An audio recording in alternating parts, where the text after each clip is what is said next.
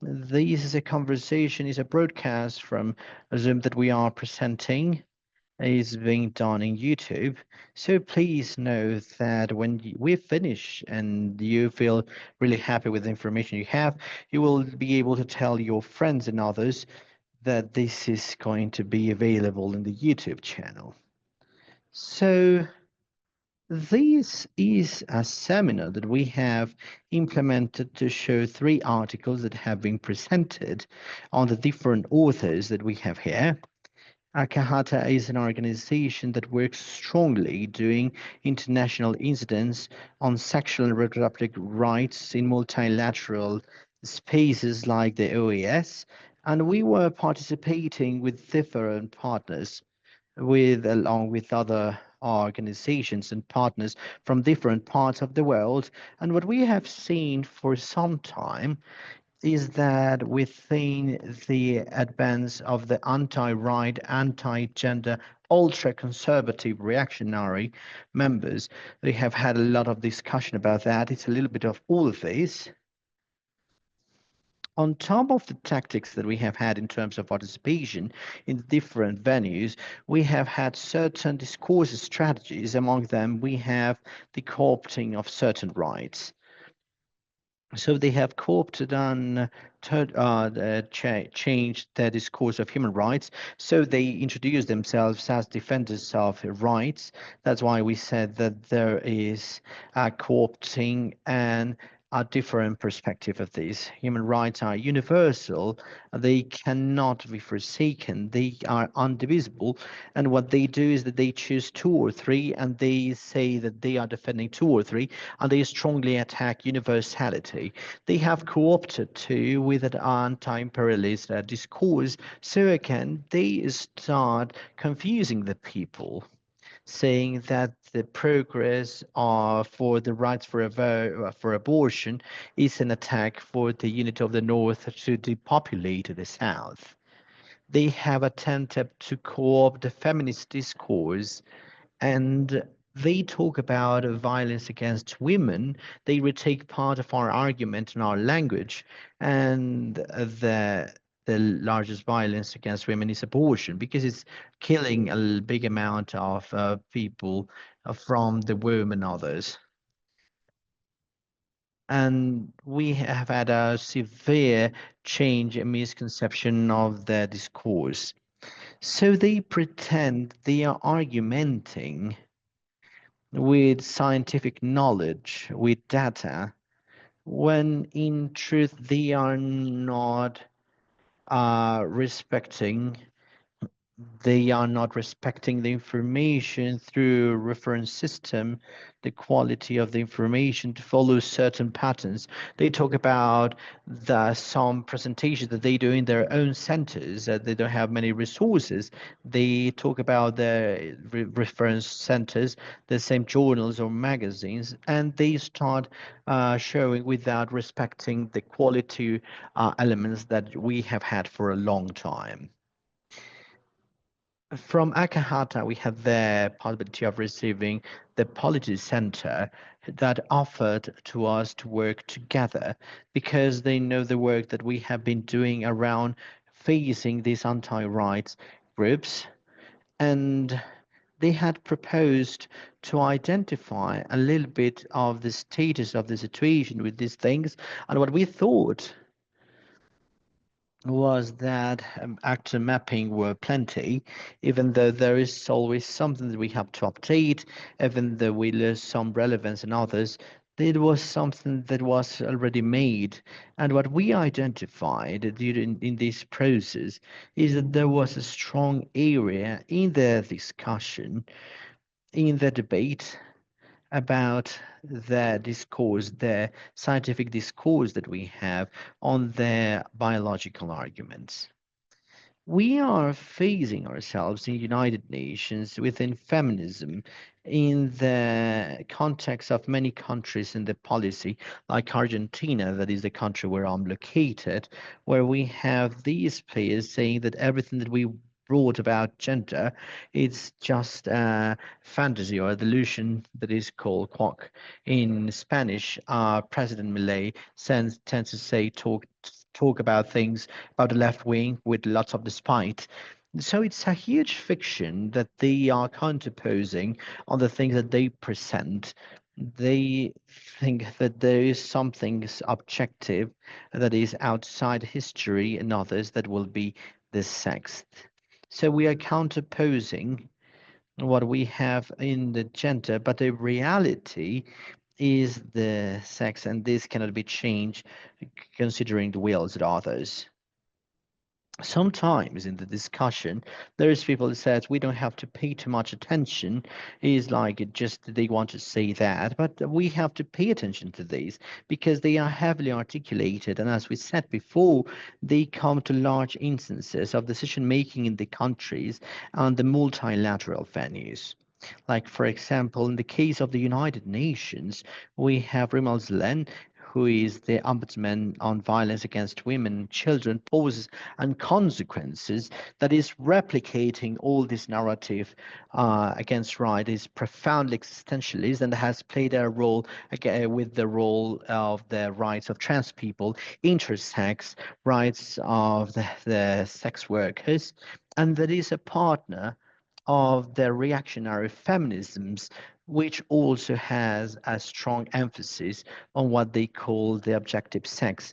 And they are working strongly to adopt a declaration of the rights of women based on sex, for example.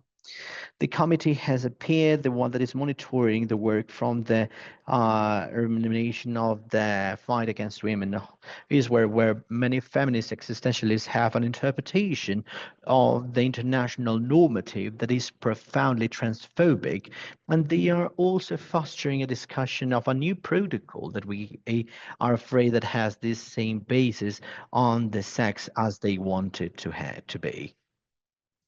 And a huge problem that we identified is that in our own movements, the feminist LGBTI movements on the rights of people with disability, movements that are fighting the race justice, quite often they don't have enough elements to discuss against these players. There is certain retreat, like for example, the traditional talkers talk about the biological language.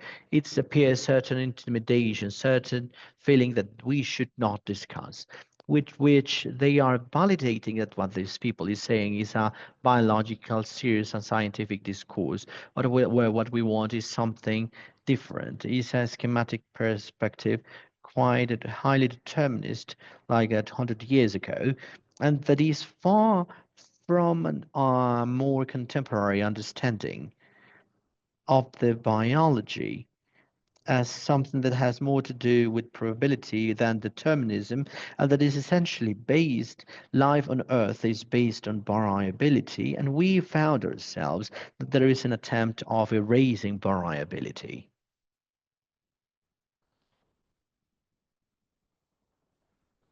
We have some technical the distributions of privileges and rights, and we erase the richness of the biological diversity of variability, and we are thinking about a discussion of them. So it appears that we needed something like this to provide new tools for activists that have a training, interest, and commitments, and training in other areas, and not so much in the biomedical elements, and they feel that they cannot do so. So that's why we called our partners that we esteem a lot in the work that they do, and we want them to. We are really happy of having them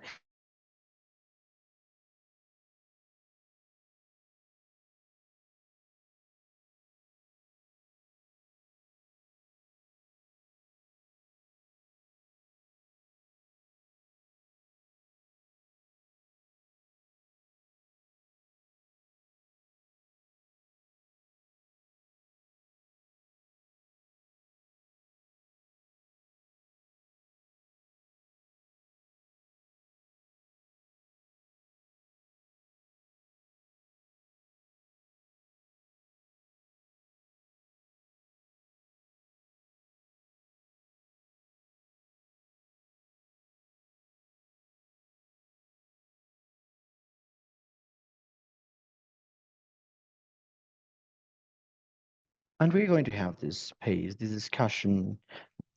No, we wanted to say that the sex is not a historical category.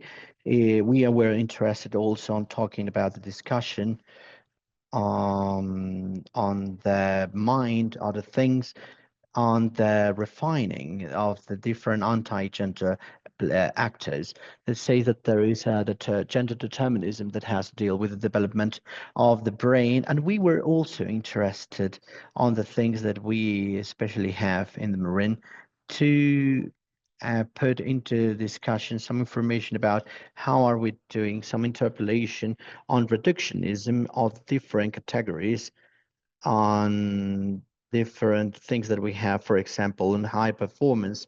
But not only that, and that is something that we have to consider. That's something that has appeared in the last Olympic Games, where atrocious things happen with these, with the boxers.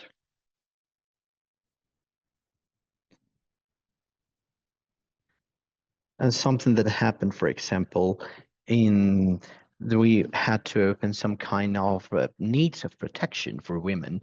This is a core element of the things that have been moved by the anti-gender participants. That they have to protect women, even with conservative feminism is carrying this perspective.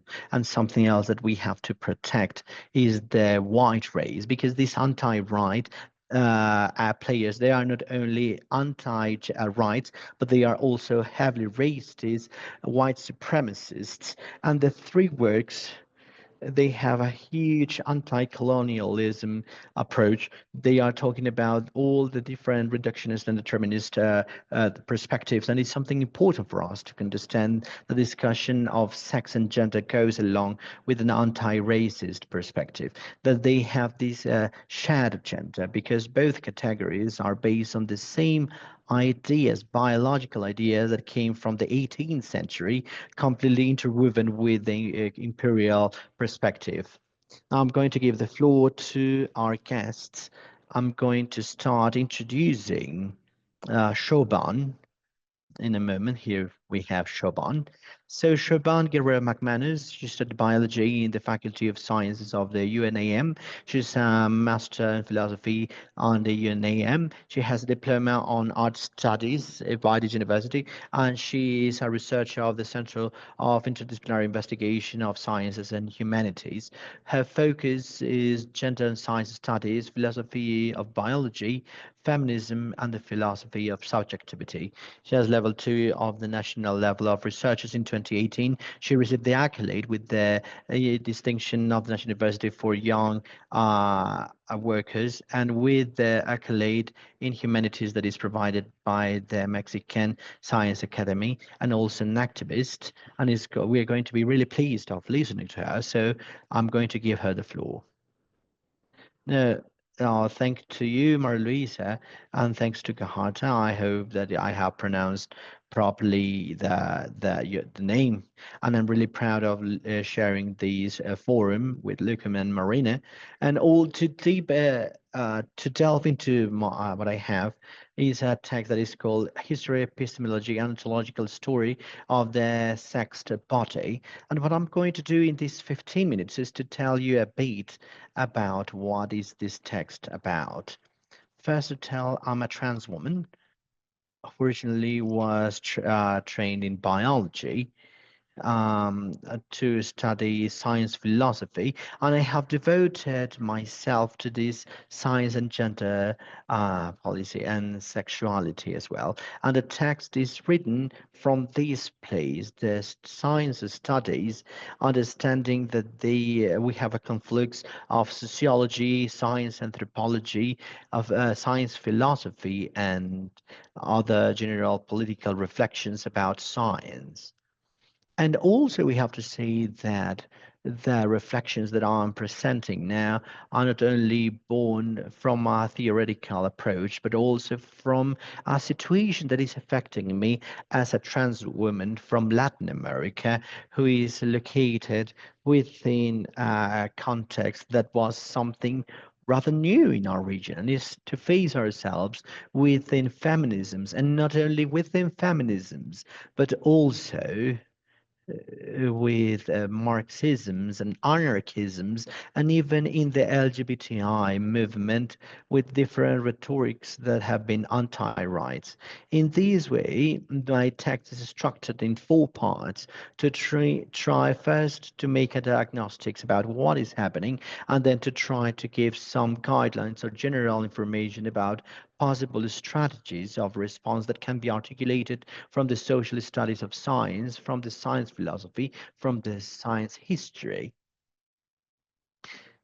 To continue with the diagnostics, I don't want to tell too much about Maria-Luisa has said, because we already have a lot of context about the current anti-gender movement. But I want to say that the anti-gender movement is not homogeneous. Is not we are not facing an organized bloc with different people from the alt-right. We can actually distinguish part of the anti-gender movement that is close still to certain religious perspectives, but there are some other parts of the anti-gender movement that have a more secular rhetoric, mostly moving to the right, as unfortunately to the different feminisms. But I want to highlight not only feminisms that have been the gender ones, but for example, the ones that we know as the LGBTI elements, and the ones that we have in England especially, and in some Marxisms. Unfortunately, in some Latin American Marxisms, it had started proliferating the idea that the trans studies, the trans lives, the queer LGBTI is some sort of idealism. So we have a movement that is internally heterogeneous, but that have certain kind of common elements. And in this moment, I want to focus on not to lose more time in this, and the strategy, what Maria Luisa was mentioning, that was the language of human rights and the language of science. And talking about languages or vocabularies, because it's not a reappropriation per se of the science, nor of the complete apparatus of human rights. What they are using is vocabulary, ontological policies of some bodies. Sorry, my bad. My apologies for the interruption. What I was saying is that there is a co-opting of the vocabulary, but as Marilise was mentioning, there is not necessarily an attempt of taking everything that would embrace the apparatus of human rights or science. Specifically, when we are talking about co-opting of the scientific information, there is a co-opting of the vocabulary, but there are some additional elements that I would like to mention. First, they are fed with a epistemic prejudice for the people with social sciences that unfortunately is heavily extended. Our people assumes that places like biology, medicine, biomedicine, and others have somehow an epistemic rigor that is larger, that they are more objective disciplines, where the social sciences and humanities can be are full of subjectivity, and they are crossed by ideologies. When we're talking about gender ideology or transgender ideology, they are trying to undermine the epistemic responsibility and the duty of those that are working with the gender studies in a wide sense, including studies of sexuality, LGBTI, and trans studies as well. So it's not co-opting the vocabulary alone, it's also being fed of this prejudice. And in this way, they manage to face before the audiences saying that when we use the biology, we have better objectivity, while these disciplines are merely ideological. And this is aligned with a third item that I'm quickly mentioning in the text, that is the co-opting of the hermeneutics of the suspicions. We're talking about Freud's, Marx, and Nietzsche, and we have a critical thinking that says that before an image and appearance, there were profound structures that were determining some meanings that sometimes were not transparent for us. And there is a co-opting where they said that behind the equality discourse the gender studies, we have a hidden agenda that is something that aims to harm certain people, to harm women, to harm children, the white race, as Maria Luisa said. And we create idea that behind this there is a hidden agenda that is paid by lobbies with interest, with certain goals, but in general they aim to undermine the human dignity. And the effect of co-opting in these is that this is translated not only in a loss of credit of the human and social sciences, of the studies of the critical race theory, but that you can no longer even talk because any argument that you provide is something that misses sincerity and aims to mislead people. This given the fact that we are using these rhetorical tools that have to deal with the rhetoric that builds objectivity for things that have to deal with the epistemic authority, something that appears really important to me to invite people to know the studies of the science and technology, because they are going to be especially useful tools to tackle elements that have to deal with these things, with rhetorics of objectivity, the idea of hermeneutic in suspicion, the idea that we are facing an anti-gender movement that is seizing the right of talking on behalf of science. And that again, what I'm proposing specifically in my text, sections 2, 3, and 5 are going to be unraveling somehow some of the tools that I'm proposing to use. Section 2, what it does is that it tries to make a brief description of a part of the philosophy, of the current philosophy that is called metaphysics, metaphysics of the social, and that is something that is not new.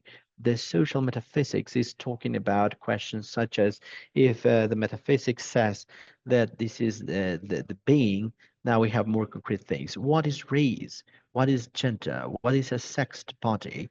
And the analytical metaphysics are have been grown in the last 30 years. But the last 7, 8 years, with the appearance of this meeting of the anti-gender, the metaphysics of the social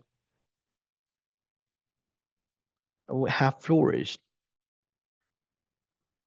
About all of these, what is a man, what is a woman, what is a non-binary person, what is the relationship between gender and sex. And there is a series of work that have been done.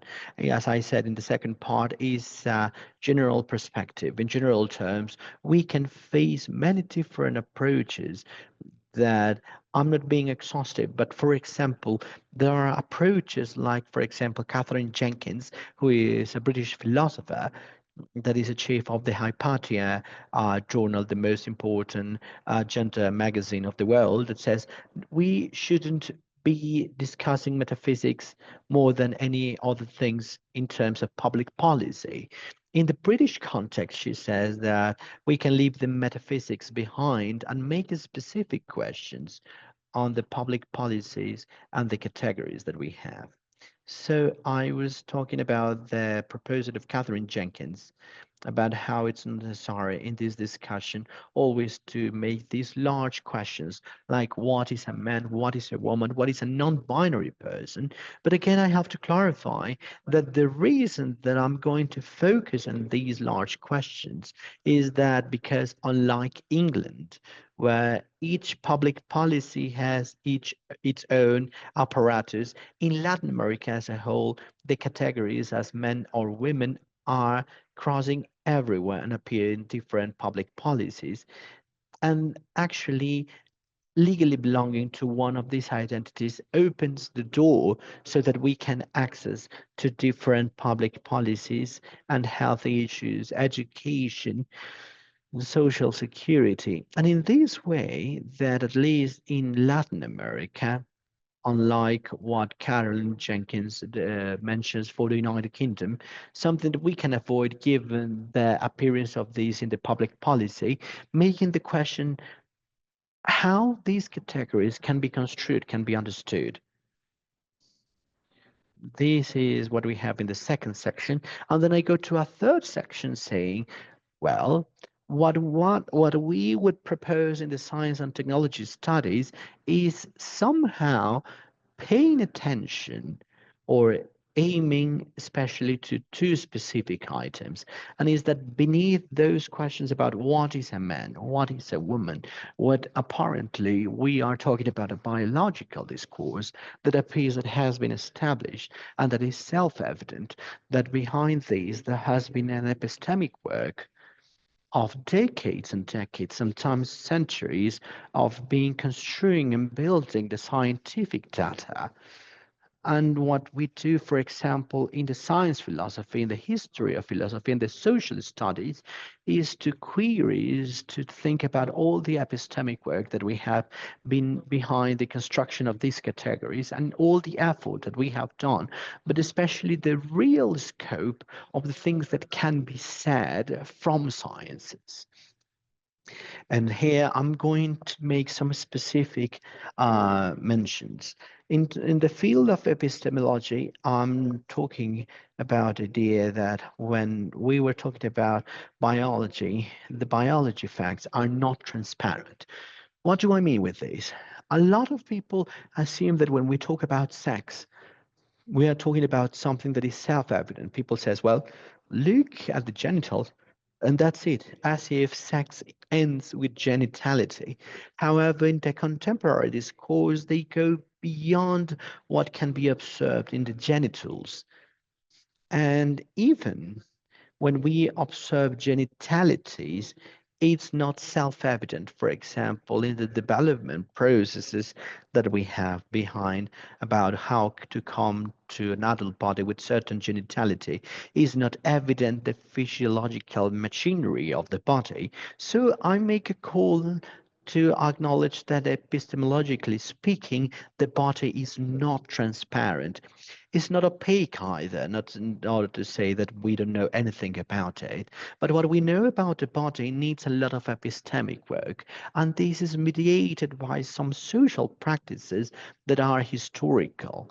And that will have to take us to acknowledge, and this is the second point that I want to mention, that a long history, different practices, different social configurations have offered us ways to understand the sexed body that they are not identical. I'm going to put an example. At the end of the 19th century, there was a thermodynamical understanding of the body, where body of man spent more energy and female energy stored energy. Now it sounds odd, one description of sex in thermodynamics approach, but it's something that happened in the story of sex within the Western sciences. So the call to have by the not epistemology but the science history is to acknowledge not only that the sexed body is not epistemologically transparent, but a long history there have been many ways to understand that. And this is where I would move to the self-policy and the section 4 that has to deal with the colonial part. The anthropolitical term is a term that was coined in the science studies, comes from a Netherlands scholar that talks about the ecological part. Sorry to interrupt you. Yeah, we have 2 minutes left. Yeah, I'm about to finish with this. And when we talk about the ontological policy of the sex body, she's only talking about stabilizing the body, the issues that have to deal with the body. We can take that as a reflection to think that the scientific facts on the body have a history as well and have been embedded in social practices. And the task of the contemporary activisms is to question these practices, the epistemological work, the categories that have been presented to create these categories and to reveal to the audiences the things that have been done and have not been done. And that's where colonial part enters, because when we say that they don't have categories, this comes from bias from the deletion, from the eradication of some other category systems that were brought by the epistemicide of other cosmovisions. And with that, I finish my text with an invitation to see that there is a synergy in the science studies and the colonial studies to reveal that finally a sexed body and the facts that talk about a sex body have a history and a production. And what we can do as activists is to question precisely that and not to take it as something granted. Thank you so much. Thank you so much, Shoban. I'm deeply sorry about having to mark the time because I would be completely entranced by listening to these because I love this kind of story. Your presentation has been flawless, and I'm still thinking about a lot of things, which I will leave later for the Q&A session. Now I'm going to give the floor to Lou, who is going to be our next speaker. Lou has a PhD in gender studies from the University of Buenos Aires and a degree in biotechnology from the National University of Quilmes in Argentina. She did 2 years of research at the Department of Physiology of the Nervous System of the School of Medicine of the UBA as a doctoral fellow, Connie said, and then she reoriented her work towards feminist epistemology. Finished her PhD at the Interdisciplinary Study of Gender Studies at the Faculty of Philosophy and Letters of the UBA. Her thesis focused on the critical analysis of neuroscientific discourse on sexual difference. She is currently a researcher at the Center for Research on Gender Studies, CIEGUNAM, in Mexico, in the Autonomous University of Mexico, in the area of gender and science, technology, and innovation. She's the author of books and the invention of genders, how the science has placed binarism in our brains and how feminism can help us to get out of it. Published in 2022 by Siglo 21st Editors, Against Sex as a Biological Category, How to Dismantle the Sexist Premises That Limit Our Lives, published this year by the same publishing house. I'm going to add as a small thing again because in another of my ring cards I was an editor, and she has contributed to an article that we have released in Madreselva publishing house where we were talking about the neuroscientific reductionism, which is very interesting. And the research lines from Lou are mental health, neurosciences, and the mind-body relationship from transfeminist epistemology, as well as other lines as plasticity, epigenetics, and reinterpretation of biological differences within the framework of gender norms. So, Lou, the floor is yours.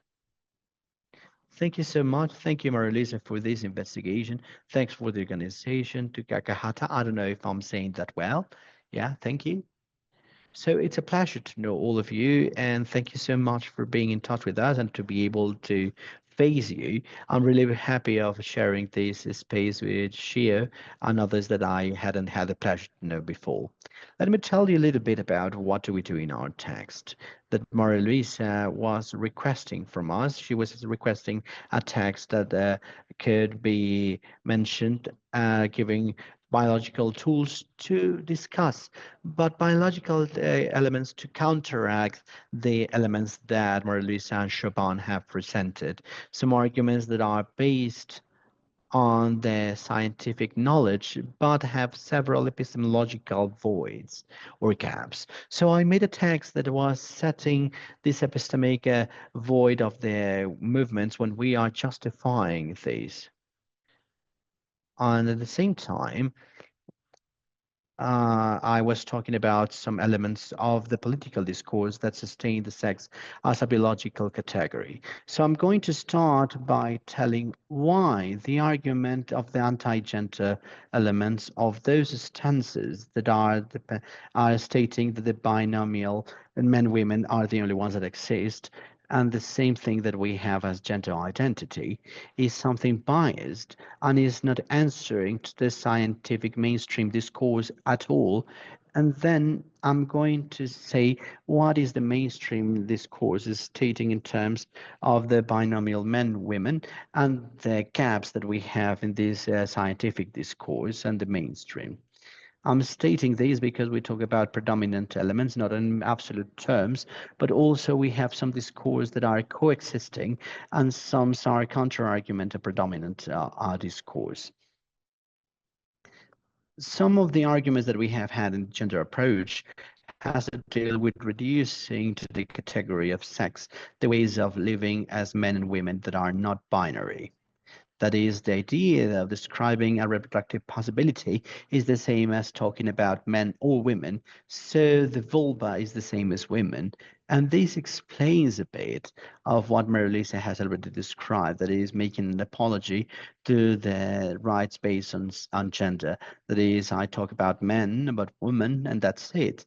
So the first thing that I describe in the text is that in truth, there ones that say that this is science, that the science is men or women, they neglect a lot of what is said by the different categories.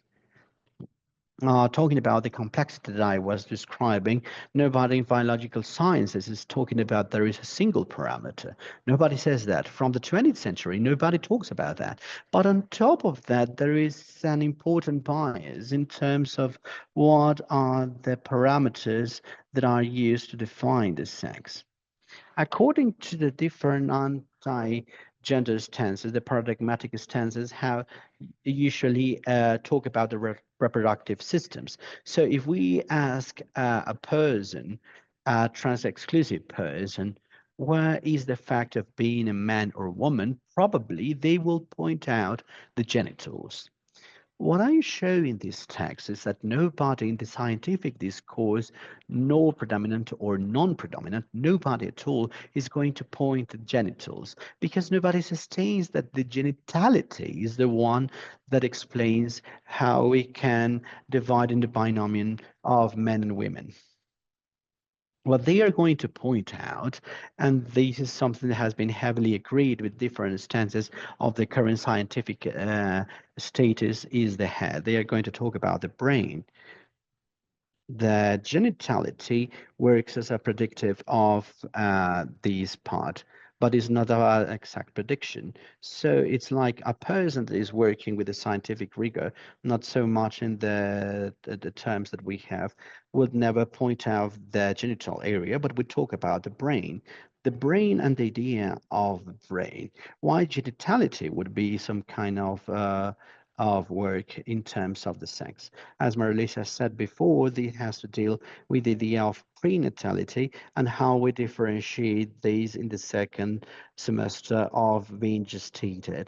So this has to deal with different levels of testosterone from the neuroscientific discourse that is essential is sustaining the theory of organization and activation. What we aim to talk in this theory is that people with testicles have higher levels of testosterone than women with ovaries, and the larger levels of testosterone would produce a masculinization of the brain. So that will render account of masculine sex in the brain. And people with ovaries have less levels of testosterone and wouldn't be able to masculinize their brains. That is a starting point to say that there is a cerebral sex. So the idea of cerebral sex is what is sustained but will cause some kind of cognitive or behaviorist or affective behaviors, and that we considers the gender identity and what we call sex orientation. It's important to mention that in our scientific resources that I'm mentioning talk about the gender image and some other issues as well. There are some trans-exclusive feminisms that go against the scientific discourse, some that read what the scientific and psychiatric discourse states, because they said that they are justifying the existence of the subjectivity of the trans. They said, okay, from the scientific discourse, there is an apology that truly can be a trans person. Is not the bulk of the anti-gender approaches, but there is a sizable line in this area, and we will talk about these later on. But what I'm more interested about setting in the table is that this course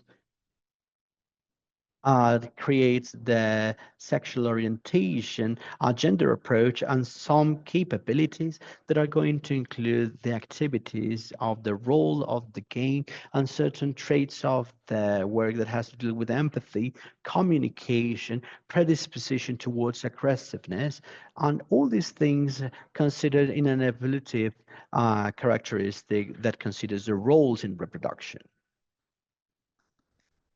When we ask a person from neuroscience, where is the fact of being a man or a woman, what they are going to state is the brain, because what we are looking for in the brain is precisely to give cause explanations to understand why women with vulva is a woman and why a man with a penis is a man. But we are going to have explanations of the existence of the LGBTI because we have a paradigm heterosexual. When we talk about men, women, we talk about cisgender approaches.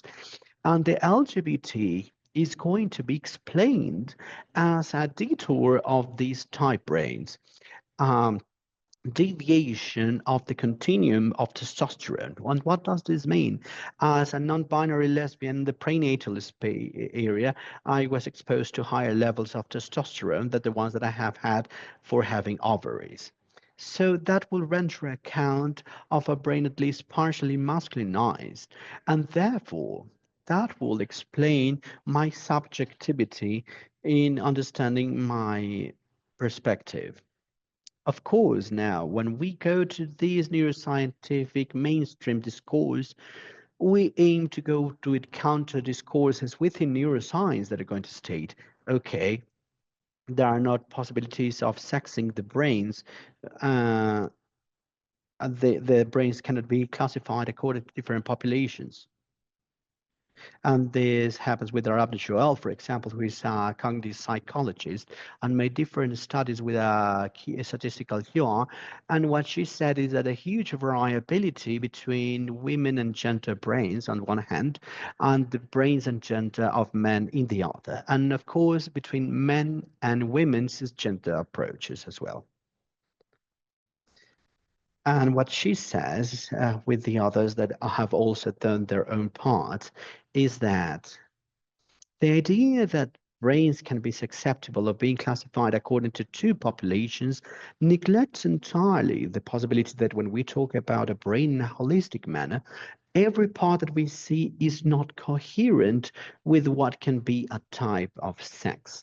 So we are proposing the idea of mosaic brains, a unique combination of different factors. And in this idea of unique combination of traits, we're going to have several neuroscientists that have characterized of have been called neurofeminists that are going to say on top to add complexity to the matter, we need to know that this brain that we are seeing now is not a culture-free brain.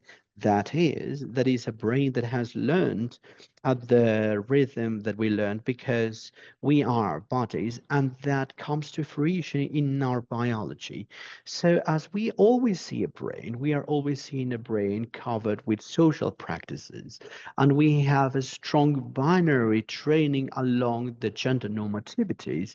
If we see specific differences between the brains of men and women that are cisgender, we cannot assume that those differences are due to sex, because the idea of sex relates to differences that could be produced in a pre-social manner. What we have to state is to make the difference between sex and gender, because we don't know if those specific differences can be for what we have called sex, for what we can call gender, or a mix of both. And this is going to be applied to every physiological body.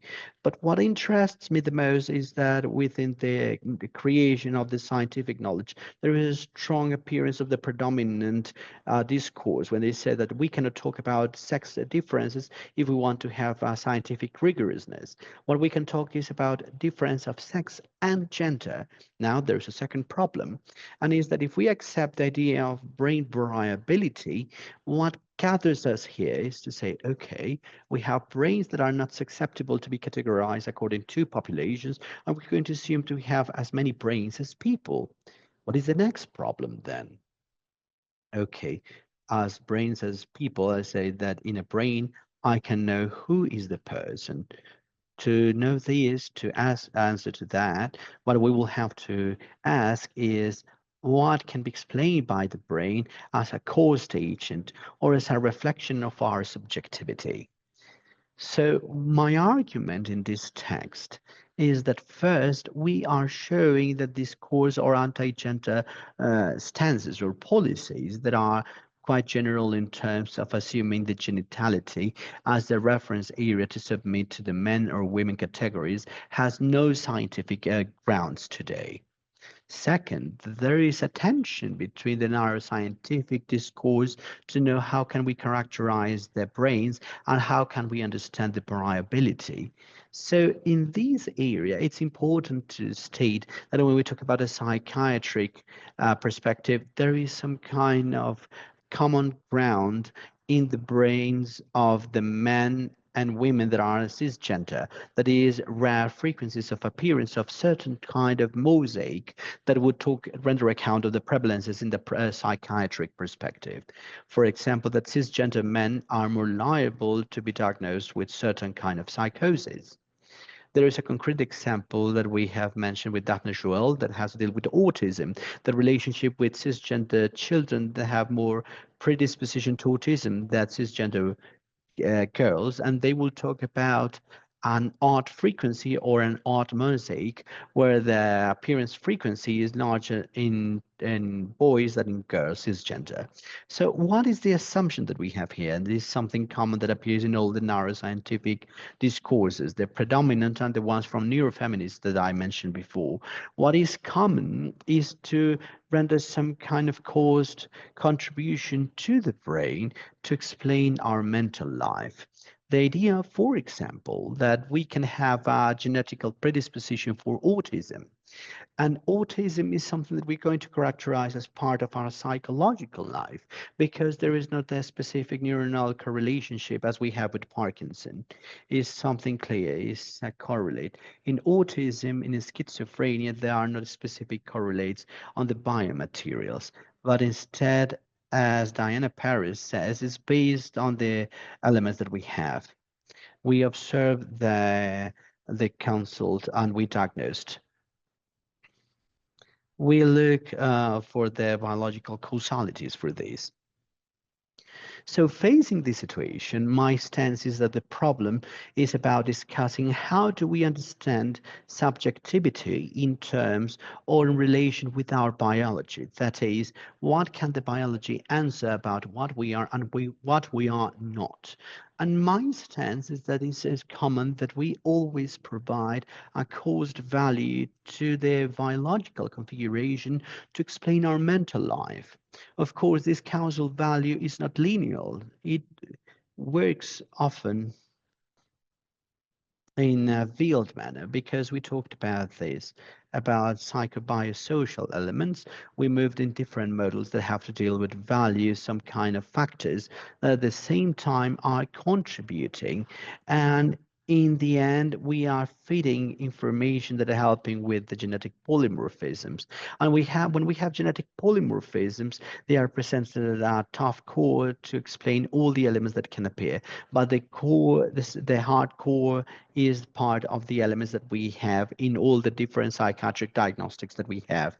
And that's why psychiatry still works with pharmacy. So my presentation in text is to sort these out. What we have to do is to pose three different conflicts for these.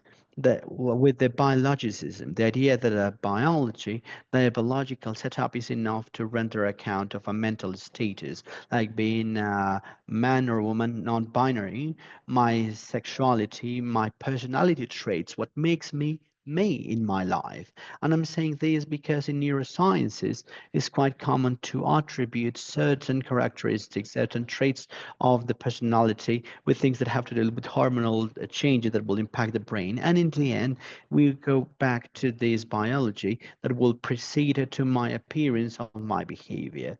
So with these three conflicts to sustain the biologicism in the molecular age, I state the first one. And the first one is when we talk about biologicism. Sorry to interrupt you. You have 2 minutes left. Okay, okay. I'm almost done. Almost done. Okay, good. When we talk about biologicism, we are talking about this causality of the biological for the psychological part. So in the 19th century, when this was sustained in the macroscopic manner, there was not an awareness of the dynamics of the biology that we had when we entered the 20th century with the molecular exploration. That is, we didn't know that we have a variation of the parameters aligned with sex, like, for example, testosterone and estrogen. We were thinking in the 20th century when we're talking about hormones that, well, this is what men have, this is what women has, and this is gender. Also, in the 19th century and the beginning of the 20th century, it was really easy to talk about biologicisms and says there is a genitality, so this genitality is going to have certain behaviors.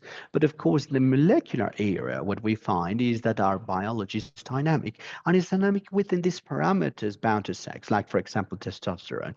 And as testosterone is a sign, usually some kind of psychological state that goes from aggressiveness, violence, to sex libido, if we accept that testosterone starts fluctuating with our practices, I'm not talking about taking exogenous testosterone, but with our social practices, we will have to show that every time that the testosterone moves, there is a change on the psychological traits on what we do.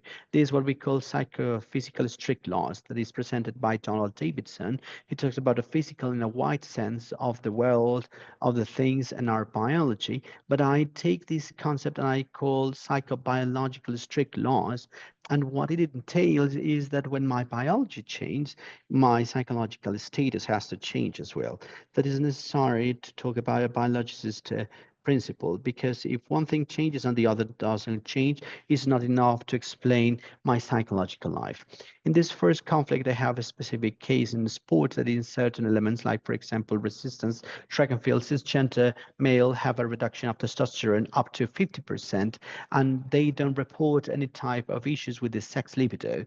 So there is a violation to the existence of psychobiological strict laws, because there is a huge variability of a sexual parameter like testosterone, heavily bound to the sexual part, and nevertheless, this variability doesn't show any reports of them or their partners about issues with sex libido, because sex libido is going to be based in the report, not in testosterone measurements, because they have to deal with their subjectivity.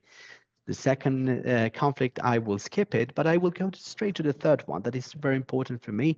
And again, takes Ronald Davidson that talks about the mental part and the possibility of reducing mental to biological. It's the holistic approach of the mind that every time that we talk status of believing who we are and what am I, is not something simple. If I'm Lou, it's not only a single cell that says I'm Lou, but instead there is a network of beliefs. There is a vital story that is sharing some experiences of the relationship with the world that makes possible the intelligible part of saying I'm Lou. That is the holistical part of the mental part. There are networks of beliefs. And anyway, when we insist on the biology to describe my current status, biology can always give finite responses, and my subjectivity doesn't have a physical limit. So the holistical part of the mind impedes reducing the mind to a biological state. And I add something that Diana Perez states about the philosophy of Donald Davidson. She's a philosopher of the mind from Argentina. She says that also we have to add that there is a story of the notions, there is a social cultural burden, and there is an effective approach that has to be considered internally. That is, it has to deal with the relation without language. Without language, we cannot have a mind.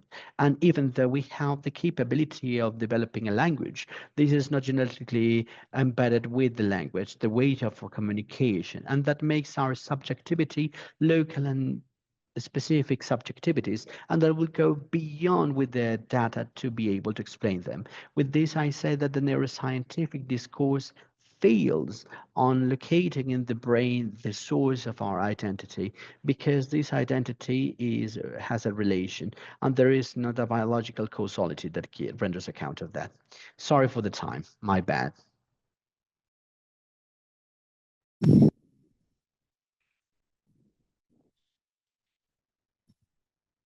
Yes, unfortunately, the time was not enough. That is so hard for us to summarize once we know that we are trying to pass so important information. And of course, I want to highlight that it is very unusual to have the opportunity to speak about our movements, despite the fact that they are so necessary. I just want to also reiterate, I think that you said regarding autism, because I was thinking about the movements of the people with disabilities. Sometimes, yeah, there is a lacking on these type of discussions. We can connect that with the rights, the topics related with rights and gender. Now, let me introduce Marina. Marina Chiri. She is a physician specialized in general medicine and palliative care, postgraduated in communication, gender, and sexualities. She is the author of the Guide of Hormonal Body Modification Treatments for Trans People, co-adapter of the Trans-Inclusive Abortion Services Manual, and member of the research team of the project towards the inclusive design of a large clinical language models in Spanish, the characterization and measurement of representational harms to trans health, selected in the CLIA's 2024 call for proposals. She also received the scholarship of Young Physician Leaders of 2024 by the Inter-Academy Partnership. She is also expert consultant on trans and intersex health for GATE, the Global Action for Trans Equality for the Intersex Human Rights of Australia, PROMSEX of Peru, and intersex justice. And she is a huge lesbian activist. And we have shared with her so many assemblies. We are so pleased that she accepted to work with us, and she can introduce to us her paper. Marina, you have the floor, and thank you. Thank you. Thank you so much for the introduction and also for the invitation. It is a pleasure to be with here in this webinar. I'm going to be as precise so I can comply with the time. Very briefly, I'm going to present the paper that I wrote. As Lou was saying, our idea, the proposal of this article was to offer tools mainly for activism so they can debate the pseudo-scientific speeches or the ones that wants to use the biology and the anti-gender movements and all other sectors that interpret the sexual characteristics or these sexes and the genders as well as a system that is a binary dichotomy with some characteristics that are not overlapping. So yes, it looks like it's more comfortable to think that we have two groups of people in the world, or the main groups of the categories, the way we can cluster them, male and females, because that's the way to organize people that does not require any reflection and especially does not require any research of training. It just provides the tranquility in all those sectors because answers to the medical, the physician, religious ideals, among other ideals. Now, for the ones that are activists, what we see is that ignorance generates effects, harmful and tangible effects on the people that are denied, or the people that are not fit into these binary, basically all of us.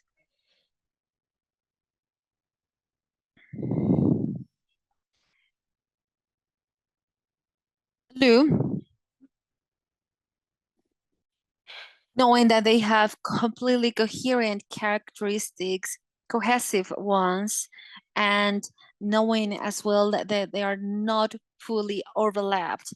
And in the other hand, the other idea that Joanne was mentioned is that the medicine is a knowledge that is completely objective, much more objective than the social sciences, for example, because the reality for the ones that work on research and medicine is that the science absolutely is also starting with hypotheses that are not taken into account, trying to test or to prove any evidence.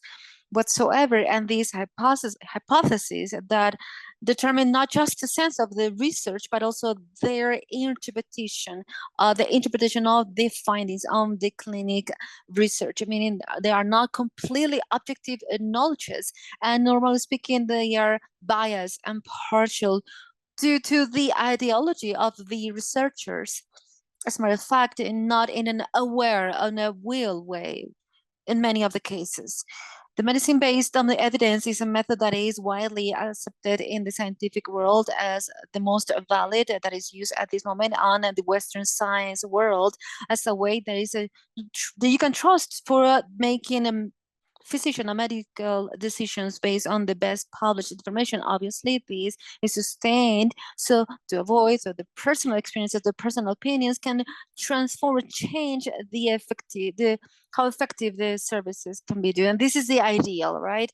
The idea of keeping our medical practices with knowledges that are very objective as possible.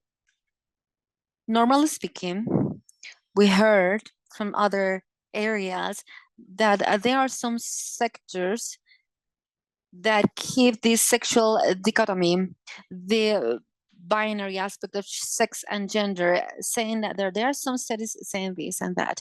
In many other documents and discussions I have been able to see and read that there are some studies says this. The study says that women are this or that, the male are this and that, the testosterone generates this and that.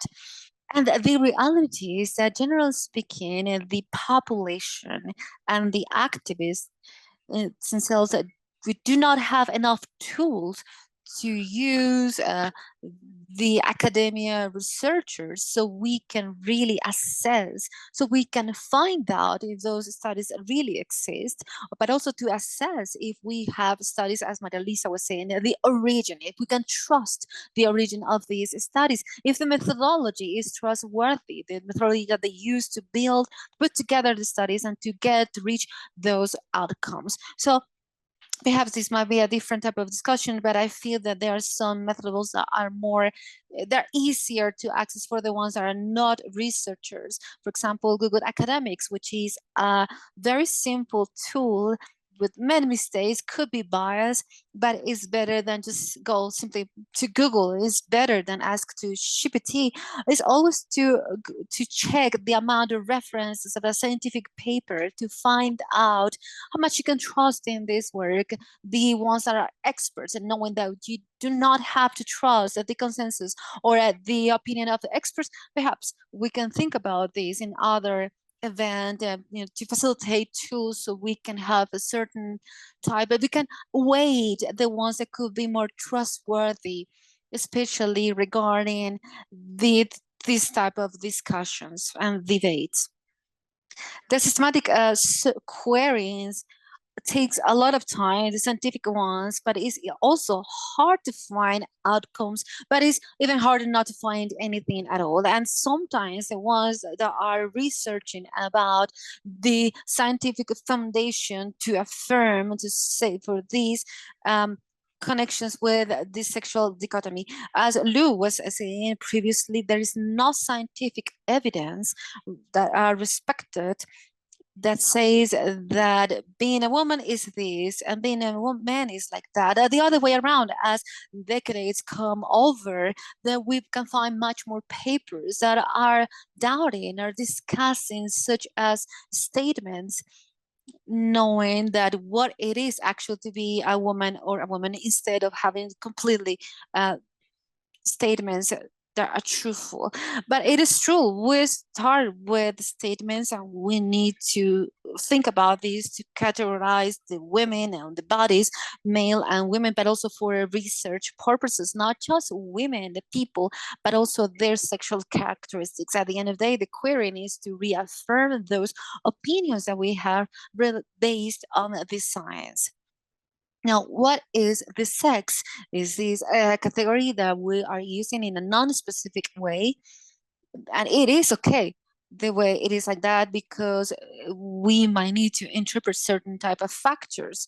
Now on the science environment, what we call the sexual characteristics, which are the chromosomes, the gonads, that are the testicles or the ovaries, the hormones, the sexual hormones, the sexual secondary characteristics, the growth of the the breast, the change of the voice, and the genitalia, the external and internal genitalia. Those are the group of characteristics that we attribute.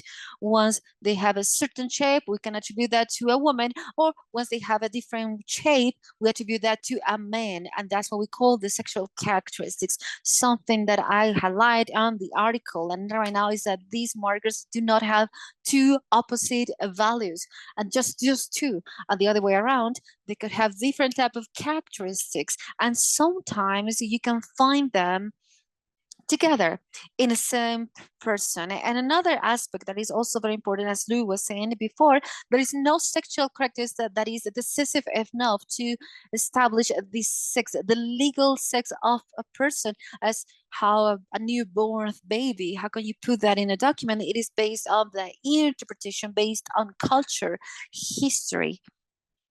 There is a complex interpretation with the interaction of many factors, and perhaps this is not so well known, but it is not just up to the genitalia that you can see the gynecologists and just burn a baby, but sometimes in case of doubt of those genitalia, they have a chromosomic study, and then the study shows a certain outcomes. For example, the ones that you might think are the typical chromosomes of a male, for example.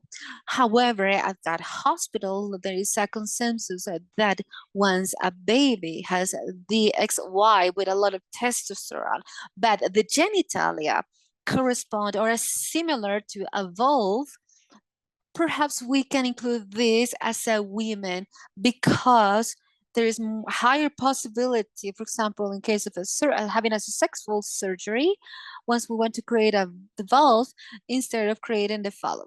So that is an example, simply an example. I want to illustrate certain things that I'm saying with examples because that is the easiest way to understand certain things. But I want it to be fully understood that it's not just cultural affairs, but also legal and surgical interests. Once we need to allocate the ideal sex to a person, not just in this country, but also all around the world. There are many situations when there is non-alignment between the sexual characteristics in these dichotomy aspects that are so well defended, hardly defended, and especially in these situations. Sometimes they try to say that the people are sick or they have a disease, or maybe a malformation, but the reality is that most of the people that do not have the sexual characteristics aligned with the sexual characteristics of a woman or a man, most of the cases they don't really know the fact that their sexual characteristics are in that way. And that is part of the variability, the normal variability, the average one of the people and the sexual characteristics of the people. For example, everyone, almost everyone, we have a testosterone and estrogens. And it is not that we have female and male hormones that are just located for certain sex. The mammal glands, for example, do not include a person to have a penis. And even the fact to have an X and a Y chromosome does not exclude the fact that you might have more than one X chromosome. And meaning there is tons of variability in sexual aspects in the same person. For example, the concentration of hormones can change throughout the life due to many situations. The amount of body hair can also change due to certain situations, especially due to hormonal changes. The size of the mammal glands can change. The aspects of the genitalia can also be modified by puberty of the exposition of hormones. And between people is also very frequent to find different variability of the sexual characteristics. For example, the sexual chromosome XXY are so frequent, such as in a baby that was born, that was appointed to a female. The 500 of these babies that are labeled as male, they have XXY instead of the other way around. So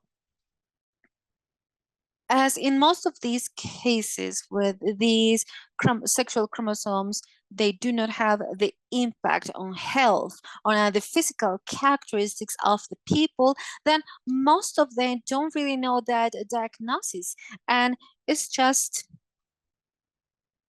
a combination of sexual chromosomes that is very typical for what we think the normal rule, the aspect that is the normal thing. Now, the hormonal the sexual hormones, what we call the estrogen and the testosterone, as a matter of fact, they exist in all the people in different type of concentrations. And of course, it is truthful that statistically speaking, men, they have values of testosterone that are higher than the cis women. Once we analyze that individually on the people, you can see that there are some people with testosterone on the male ranges and men with ranges of testosterone that are lower from the one that is considered male. There are some masculine. There are some studies that compare the body hair based on the concentration of testosterone, and what is observed is that, as a matter of fact, the amount of testosterone, not always, it is directly proportionally to the amount of body hair. And it is the same. I can so many examples like that. I know that I'm running out of time. I have just 2 more minutes, but I want to show with this that the fact that you have XY chromosomes does not mean that you have high testosterone, and to have high testosterone does not mean that you are very strong or that you have a lot of muscle. And the fact that you have all of those characteristics does not mean that a person is a man or they have testicles or a penis. And the paper I developed tones the case of the Olympic Games, because I feel that this is a very important discussion, at least for each 4 years in the globe. And when we have a stigma very strongly, there are we can hear many opinions regarding the dichotomic characters, the sexes, and the ones related on the biology. Sometimes we cannot demand to these anti-gender activists that determine that the order of gender is just a natural. Sometimes we are not demanding from them to show this scientific evidence. In the Olympic Games is a paradigm, because through some claims of some athletes, the Chan, for example, one from India, an athlete from South Africa as well. We have heard some very important judgments they have demanded to the Olympic Committee why they are demanding certain limits to accept or not women on a female competitions. These are the credentials that the Olympic Committee is using to say this person can compete as a woman or this person cannot do it, is the opinion. They have higher levels of testosterone, perhaps with a sport advantage, increasing strength. The idea below this is to increase also the aggression, which is not written on the handbooks, but what the Olympic committees exclude no women with high levels of testosterone from the Olympic competition, and that's why they are just outside. They are left out from all the possibilities to compete. I want to mention as well, you can read this on the paper, because I got in depth on this aspect. That the judgments here have shown that there is no scientific evidence in the world that can show that testosterone can give a sport advantage, a meaningful one, on women, at the point that they can eliminate the women that have a high testosterone. In the case of the masculine categories, doesn't matter the testosterone, even if we have men with a very high testosterone. This is not important for the Olympic Committee in terms of the advantage. Oh no, this is discrimination because this is a rule that is applied just for women, and there is no other rule for the Olympic Games that exclude women with an advantage, a natural advantage, a congenital one. So basically, this is an example of how these work, not just the statistics, but also the racism, because women are almost women with some type of race from Africa or Asia, and this shows this is showing the lack of evidence of these statements that they use on these hearings, and due to that, the Olympic Committee has to eliminate the regulations that will exclude women with high testosterone. Simply here, just as a conclusion, I want to mention this is one more example to demonstrate that there are always attempts to establish norms, to establish the sex and gender in a single way. These are control elements that are not based on biomedical evidence. You can see that in different contexts. The way, the mechanisms that they are using are just using hypotheses that are biased, prejudices, trying to prove this through biological fundamentals, knowing that there is a lack of scientific evidence backing them up, but they have different bodies of this norm that are they are persecuted, they are followed, and they are stigmatized, and that's why we feel that it's so important to speak about these topics and to discuss about them. And I hope these papers will be very useful for you. I'm so thankful about the opportunity given to me of being here. Thank you so much for the invitation. Thank you, Marina.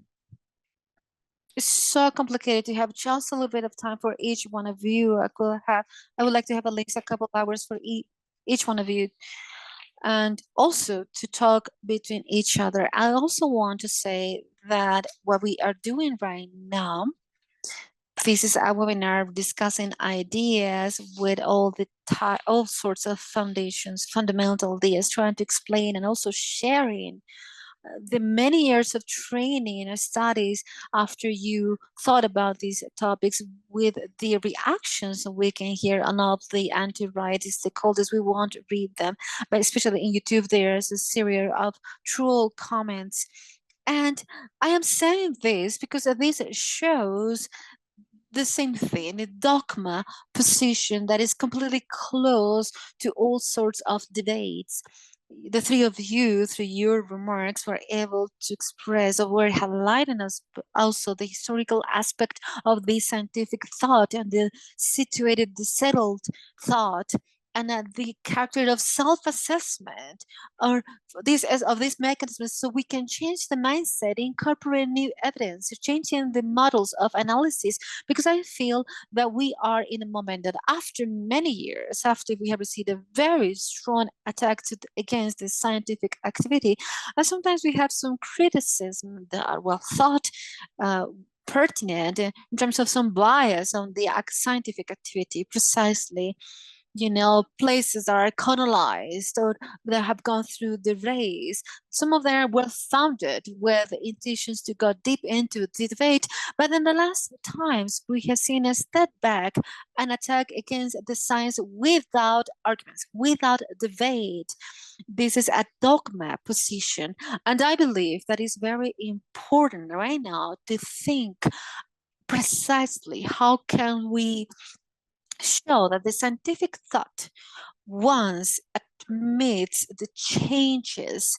It's not necessarily saying that is something relative without foundation or is just an opinion, because sometimes is these qualified, this is one more opinion, but no, it is shown that it's not a dogmatic position. It is expressing the mechanism to review whatever is said. And that's something that I want to highlight, the possibility of changing what we are saying, not just because it's an opinion, but also because we have but because we have explicit transparent mechanisms with the participation of many people, the peers, people from institutions, editors from new cells and new evidence, and as simple as many environments, many contexts where we have a communication, and well, the critics is always welcome. This is a way to make a counterpart versus the other arguments when we are facing dogmatic positions.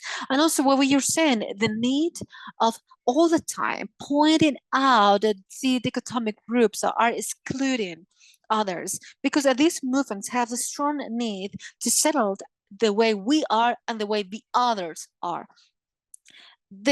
Knowing that they cannot be mixed, because there is a differential aspect of power and privileges. This is a political agenda as well. And they want to show this is a group of us and the rest are the rest, showing the purity ideology. So that's why the sexual and the racial aspects are so interweaved. And once you have these two different categories with no opportunities of overlapping, they're leading to the fascist mindset.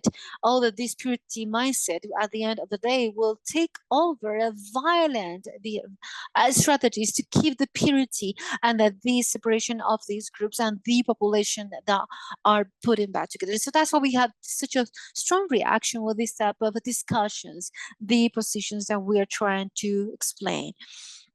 I was thinking when I was listening to you all, I was thinking the new things that we can see are actually so old, because when we see the way we allocate, we point out the sex of the construction of the sexual based on the visible genitalia. The categories of the Roman law, the Romans were doing it on the external genitalia, who was a woman, who was a man, just to find out the heritage, the distribution of the heritage. So there are some other interests behind it. For example, the transmission of the goods and the wealth. And obviously, this is coming from the Romans law. And these contemporary activities, they are called this way because it's called the new right. It was happening in the 90s, with the neoliberal activity was just coming over. And as a matter of fact, we met back there in the 70s with all the aspects thinking about in these in different type of variabilities. In the 90s, it was just easier to have the genetic sequencing process and the mapping of these areas, and that's when all that these aspect of reductionism was used for the ultra-right areas. Now with the feminism, we have the same thing, new waves of feminism that are excluding a feminism that is essentialist in the 70s and the 90s, and now at this moment with a little bit of those elements. They also have a whole history behind them. And everything that we're facing right now, it is not completely new. Those are new iterations. It's something new, but something that is dragging along from long time ago. We have a couple of questions here. Yes. A comment of Monica Patricia, perhaps you can read it. The exposition is very interesting. Very happy to see you, Marina. And she is very grateful in knowing that she agrees, of course, with Monica. And this has been a very fruitful activity. Then we have a comment, a question. I'm going to read it out loud, especially for the people that are on YouTube and they might not be able to see this. Numa Davila says, hello, thank you so much for this event. Sometimes I perceive that tons of the studies, the ones that I have access to, they are the ones that are produced from different type of areas around sex as a category. They are centered on the communication with these historical political categories and to make the genealogies about that. Personally speaking, as a trans anthropologist, I wonder how much of these discussions are really getting in touch with the somatic records and the embodied ideas, knowing how the bodies are actually incarnated in the different types of aspects and territories, and how these records of the writings are part of the productions that materialize the body, that are breaking with the narratives and the repetition. How much place do we have of all the voices, different type of voices in the scientific productions on gender and sex? And this is connected with the remarks of Sylvain about the epistemic authorities and the trans researchers. Any one of you want to weigh on this topic? You have the floor. I don't know the name of this person. I just want to say if I fully understand the comment in here. I think that we have communication problems because the mainstream discourse the narrative mainstream is the people that are producing knowledge, they have a lot of budget and they still think about the difference of sex, even they have a gender and gender on the paper because it's forced, it's something that we need to put in. A person should be very conservative and just keep tons of ethic codes. So we have seen in all the paradigm and science to now make the difference between gender and gender. We have the endocrinologists that put the difference between gender and sex. Now, the problem that I can see here is the interpretation of the categories.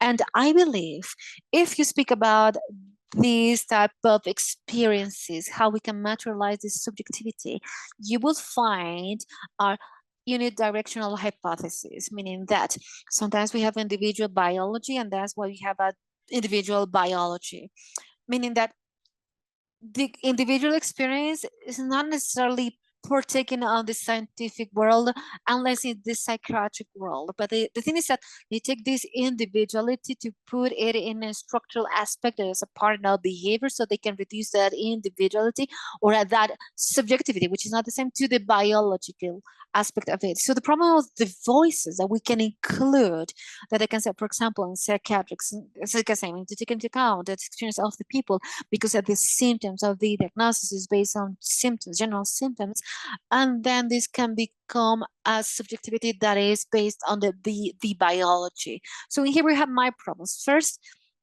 these experiences are not necessarily included to criticize the production of based on the ideology. Second, the interpretation is part of these essentialist and biological type of explanation framework. So once we include these with different type of ideas, how can we understand gender? How can we understand the gender, the sex on the biomedical field? And then based on that, how can I understand the subjective experience? I don't know if I was able to answer the question. Thank you. Thank you so much. Another question, Lou.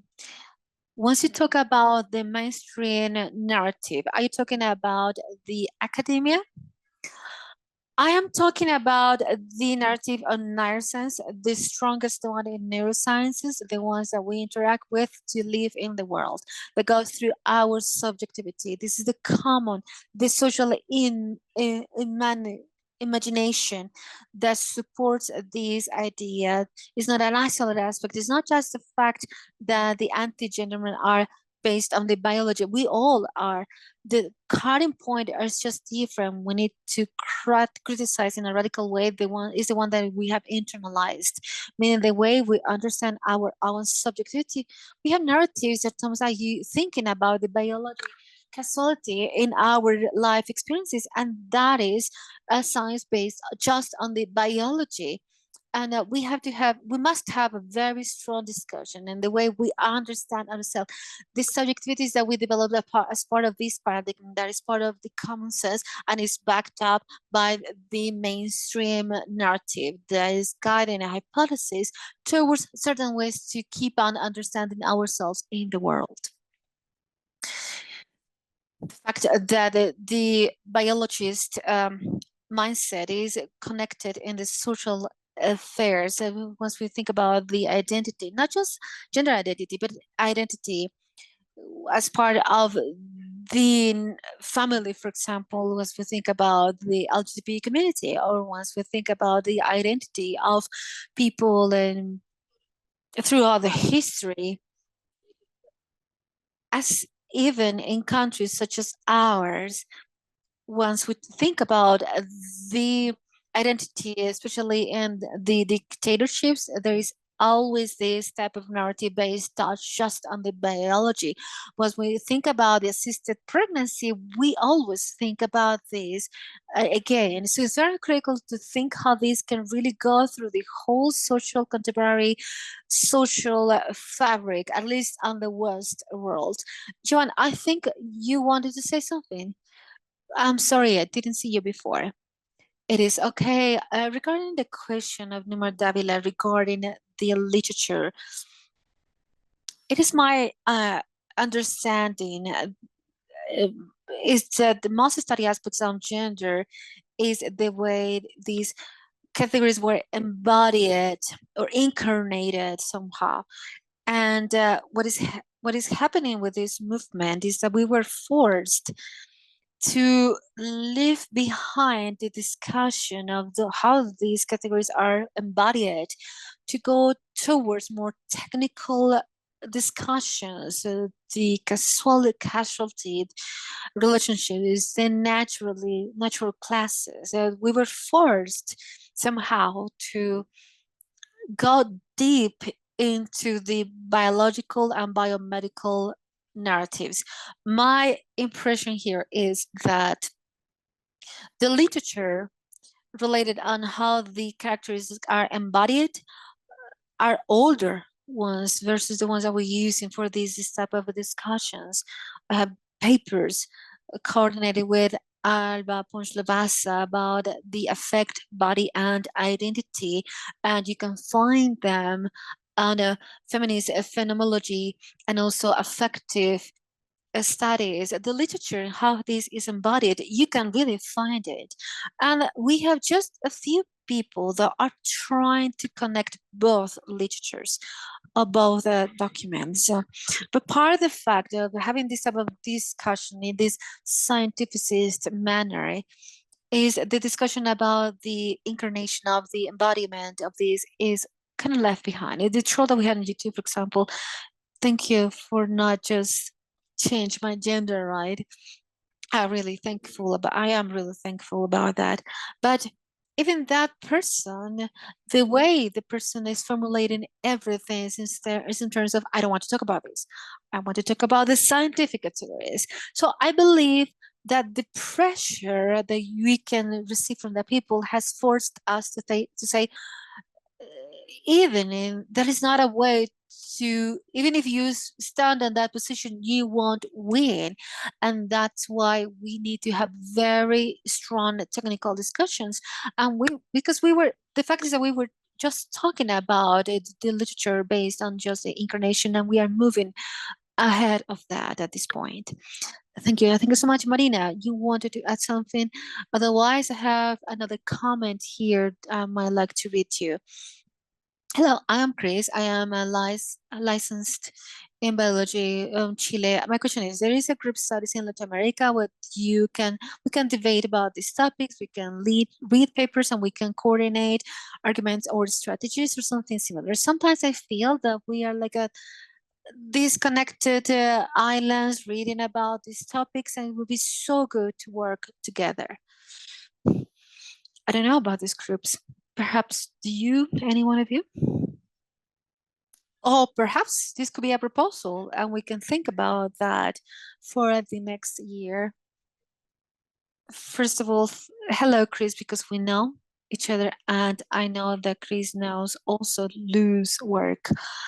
We do not have regional groups. We do not have that. But Lou was talking with some researchers in Uruguay to think about that in 2025 to create regional groups, because we have subgroups in the university, 2 or 3 people per group. But perhaps Luke can tell us about that. But Luke had that idea. In Chile, for example, people that work in an anti-gender group, they have tried to create the international networks, but we don't even know each other in our own countries. I don't know. Perhaps, Luke, do you want to add something? we spoke about that with you because I was with my friend Chilo in Montevideo, and we were talking about the need of connecting, creating a network. So I was thinking perhaps we can have some original meeting. And I was also in a meeting with Alba Rueda.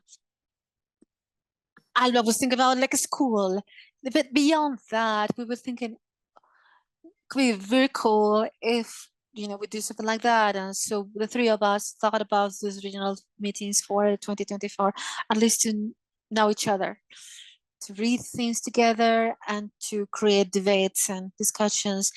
And they will invite people from Chile, from Colombia, and that is kind of the intention.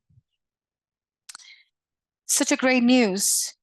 Personally speaking, I feel so happy we can keep talking about this, because we might need to coordinate more, and we need to interact more. That's why we chose to think about this proposal, the project that we had, and that's why we wanted to get your papers to contribute, to add to these discussions, so we can enlarge, extend these circles, including more people to partake on these type of dialogues. So I'm so happy knowing that you are thinking about that or planning on it.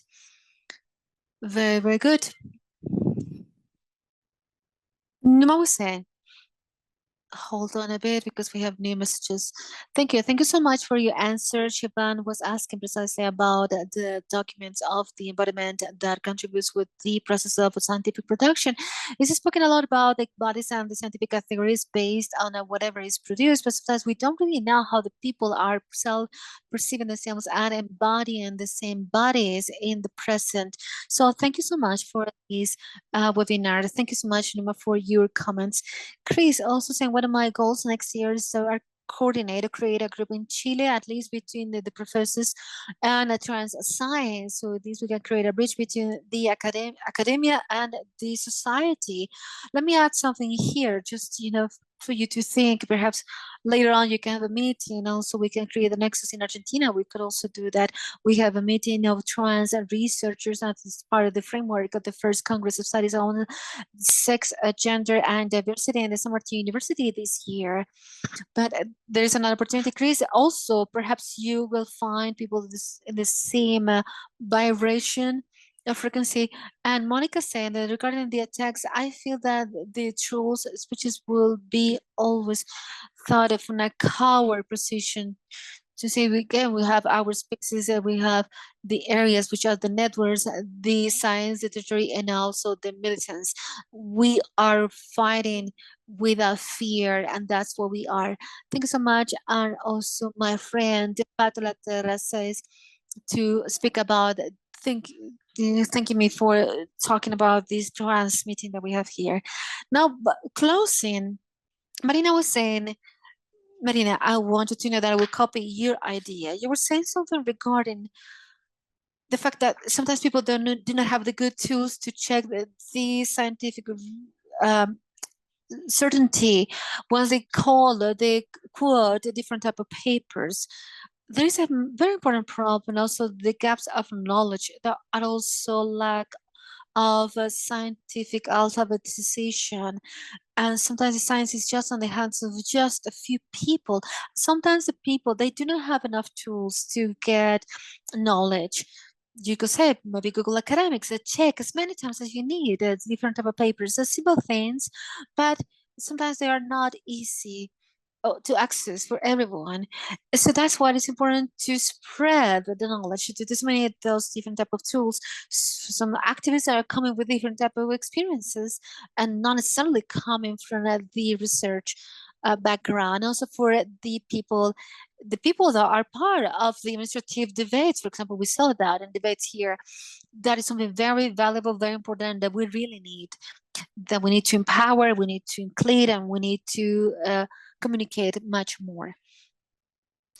Mabel Campagnoli, which is an Argentinian researcher, she want to thank us, special greetings for all of us. And Annie Martin says, it's so interesting to hear we are working independent to share assisting also in teenagers that those aspects are very complicated for these populations. A very important presentation. And also, Mr. Galavis is saying that this is a very important opportunity at the last minutes.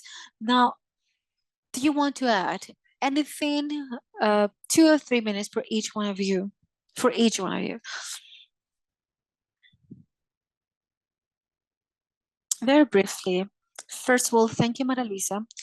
Thank you, Catalina. Akahata. Thank you. I hope I will say that correctly. Otherwise, I'm sorry. Thank you for everyone, any one of us, everyone join us. And also want to highlight the fact that this is something that we need to reinforce. There are many different ways to answer, because we can answer going into detail, but also we can answer from embodied experiences. We can think about how a scientific aspect is built. We can think about epistemology. We can answer that from that standpoint as well. Then if we do that, we might not have a competition in all the strategies, but at least the fact that we can know that they are, we can identify when this strategy is more precise versus another ones once we can reinforce arguments. We want to highlight the plurality, our diversity, knowing that this is a dispute that is forcing us to have better knowledge of different topics, or at least to know that we have this map. And that might be my conclusions. Thank you so much. Thank you. Thank you so much for being here. Thank you so much, Marlisa, and thank you to the organization. I want to mess up the name as well with the pronunciation of the name, but thank you so much for the organizers. I completely agree with Shio. And I also wanted to say that, yes, it is important once they are asking for arguments, so they can just settle down on the biology, on a identity, and things connected with Marina's remarks. We can always answer saying, where do you have the paper, the scientific study with the methodology that is reinforced by the colonial science? It is a different aspect when you speak about correlation, and sometimes I want to highlight the bias of the causality. Is to say that the fact that you can see difference between the brain of a cis woman and a trans woman, the same volume, a certain cerebral volume, a brain volume, does not mean that that's the reason why this person is a woman. That did not say that, but that is an interpretation that is based on a speculation, because it's not rational behind that. You can see two facts, a correlation. That is a correlation, saying that we have a group of women and they have this type of volume on this brain structure. Same thing, we do not have a biological parameter that is free of culture. We need to think about those subjectivities, not knowing that they are not two equal women. All women are different, but also in this normative, there are certain shared experiences as women, and because of that, we have a biological correlate. We are not saying that the biology caused for them to be women. So that's a bias of the causality, and we need to point that thing out. And that's the problem. So all the neurosciences is that we made this quantic leap to reduce our psychological life to the biological life. Anytime we speak about what we are thinking about the mind, and there is no neuroscientific argument to say that the brain and the mind are the same. The neuroscience cannot say that today the brain and the mind is the same. There are many epistemic gaps, many critics against this bias of the causality.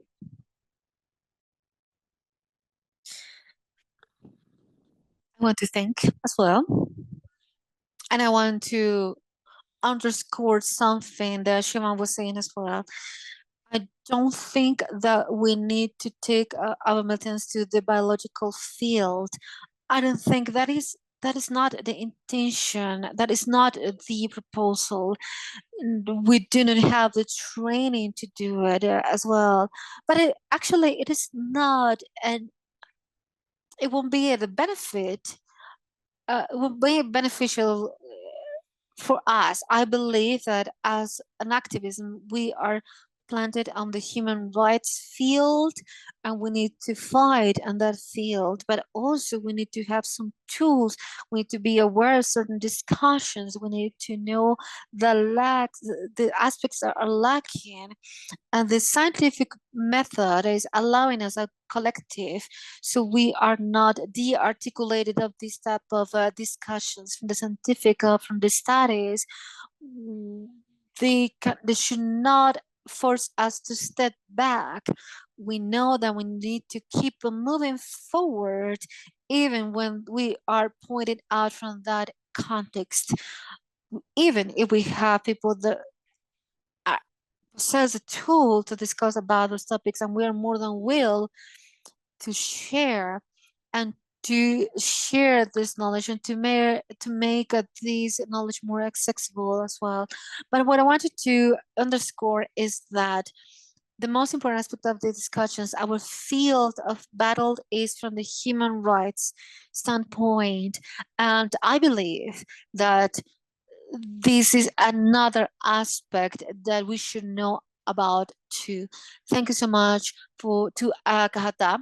Thank you to Lou. Thank you, Siobhan, to Lou, to Marina, and everyone, all the people with your questions as well. Thank you so much. If you were pronouncing that correctly, it's Akahata. It's a Guarani word from Uruguay. For the people that do not speak Guarani, we were told that this is a word that refers to the women that are kind of nasty, the ones that are problematic ones. That's the name of our organization. But I wanted to mention that this is a word that is coming from the Guarani language. We want to thank you, Siobhan, Lu, and Marina, for submitting your papers, for being in this webinar, for sharing your knowledge and your insights. Thank you to everyone that were with us through Zoom, YouTube, on the networks. Please, you can read the papers, share this with your friends. They can read in English. They are also translated. We want to thank you a lot, the work of the interpreters, because we have been able to offer this with simultaneous interpretation. This is a very tough work. We have been here for almost 2 hours. Thank you so much to the interpreters for their job, which is very important as well. And as a closing, I just want to talk about the importance to value the pluralism, everyone are part of a fight that erode the human rights in an active way, and also are eroding the democracies.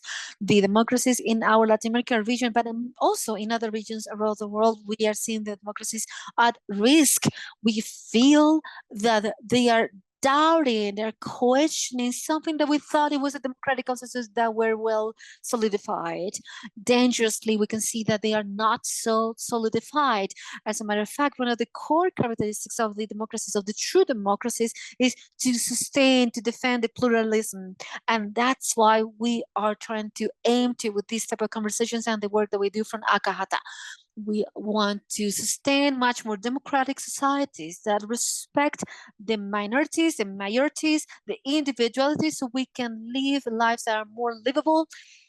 And as always, saying from Zapata, making a world many worlds can fit in this world, and that's our proposal. And always putting the life in the core of this, and all the forces from hate, destruction that are encouraging, where we are putting the life at the core. So once again, thank you so much. Thank you to all of you with us. Thank you to our panelists. We keep in touch. And hopefully you can continue with these type of conversations offline as well. Thank you so much, and have a good afternoon too. Good evening to all of you.